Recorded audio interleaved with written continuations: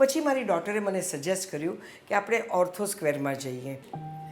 મારો દાંત હલતો હતો અને દાંતનો દુખાવો તો કેટલો ભયંકર હોય છે આપણે બધા જ જાણીએ છીએ. હું એટલા બધા પેઇનમાં હતી, કંઈ જ ખાઈ પી નહોતી શકતી. આમ સિમ્પલ દાળ ભાત રોટલી શાક પણ નહોતી જમી શકતી.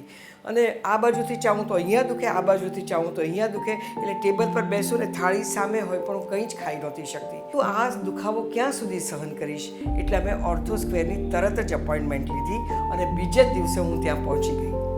અને આ બધામાં મને બીજી એક વાતની પણ ખબર પડી જે મને ખ્યાલ જ નહોતો.